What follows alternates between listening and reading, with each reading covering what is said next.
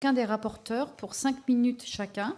Donc, je donne la parole à Madame Anne-Laure Catelot, rapporteure spéciale, avec Monsieur Benoît Simian pour les infrastructures et les services de transport.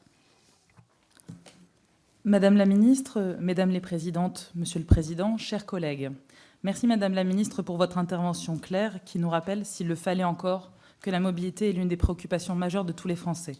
Les transports constituent un enjeu économique fondamental.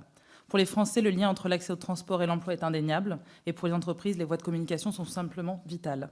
Un enjeu social important également, puisque la mobilité est indispensable, vecteur d'insertion, d'ouverture. C'est donc un moyen non négligeable pour lutter contre l'enclavement et le repli sur soi, pour réduire les fractures sociales, territoriales de notre pays. Madame la ministre, j'associe à mon propos mon collègue Benoît Simian, co-rapporteur, pour saluer la décision du Gouvernement d'engager avec les assises de la mobilité une réflexion globale qui passe bien sûr par un réexamen du périmètre et des modalités du financement des transports.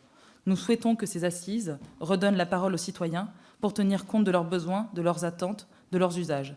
Cette concertation facilitera la hiérarchisation des choix d'investissement, tant de la part de l'État que des collectivités territoriales, et favorisera l'émergence de modalités innovantes de financement des infrastructures.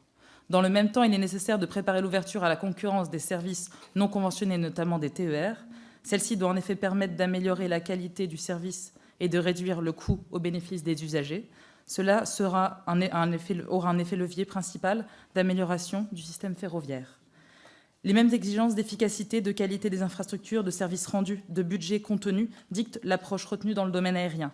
Les prochaines assises du transport aérien, un temps annoncé fin juin, mais peut-être en savez-vous peut-être un petit peu plus sur le timing, devront permettre d'identifier les meilleurs leviers pour renforcer la connectivité aérienne du territoire et pour relever les défis de compétitivité auxquels sont confrontés le pavillon France face à ses concurrents. Plus qu'un engagement annuel, le budget 2018 constitue donc une première marche et doit préparer les grands choix de cadrage financier pluriannuel qui sera décidé au printemps prochain lors de l'examen au Parlement du projet de loi d'orientation des mobilités.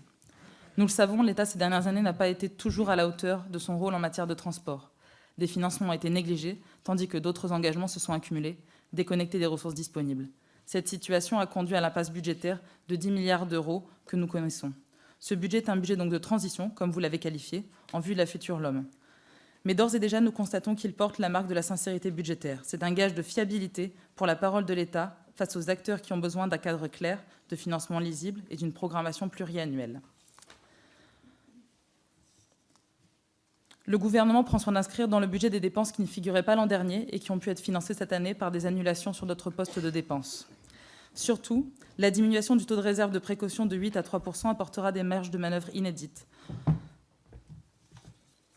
Madame la ministre, pourriez-vous à ce propos préciser vos intentions concernant l'enveloppe de 145 millions d'euros du concours fret, distincte de l'enveloppe obligatoire de la compensation fret à SNCF Réseau? Ce concours complémentaire couvrant les coûts fixes du fret ont été inscrits au budget 2016 et 2017, mais à chaque fois intégralement annulés en exécution. Pouvez-vous confirmer que ce ne sera plus le cas désormais? Chers collègues, loin d'un désengagement de l'État avec 3,16 milliards d'euros de crédits budgétaires au programme en 2018, c'est une hausse de 200 millions d'euros par rapport à la prévision de l'exécution 2017. Parallèlement, le budget de la FIT pour le financement sera porté à 2,4 milliards d'euros. C'est également une hausse de 200 millions d'euros, grâce à des recettes plus dynamiques. Cette augmentation de crédit sera prioritairement orientée vers l'entretien et la régénération des réseaux. Nous avons pu le constater au fil des auditions, la situation est de plus en plus préoccupante. De même, les concours SNCF Réseau permettront d'améliorer la rénovation essentielle des réseaux existants et de moderniser les systèmes d'exploitation. Au sujet des transports du quotidien, en atteste l'augmentation de 12% des concours de l'État au volet mobilité des CPER. Nous souhaiterions savoir si l'État tiendra à ses engagements pour la réalisation des différents projets, notamment routiers, inscrits au CPER, mais aussi quid d'une nouvelle gouvernance des CPER au regard de leur faible taux de réalisation et d'un éventuel transfert des axes routiers aux régions volontaires. Par ailleurs, la pause que vous avez évoquée sur les grands projets semble en cours d'arbitrage au cours des assises, mais également du comité d'orientation. Madame la ministre, je salue tout de même l'accord pour le canal Seine-Nord-Europe qui permettra d'acter la réalisation de ce projet. Mais qu'en est-il du Charles de Gaulle Express, de la liaison Lyon-Turin? Pourriez-vous clarifier les calendriers, modalités de financement, contreparties apportées aux régions, notamment dans le cadre du canal? De même, le compte d'affectation spéciale qui finance les trains d'équilibre du territoire voit ses ressources augmenter pour assumer une partie de la compensation convenue avec les régions qui auront pris les lignes intercités. Vous venez d'évoquer que les engagements 2018 seraient honorés. Cependant, il semble que certaines livraisons de matériel soient décalées. Pouvez-vous nous préciser comment l'État va se conformer à ce calendrier, aux engagements et les prioriser? Je vous remercie, madame.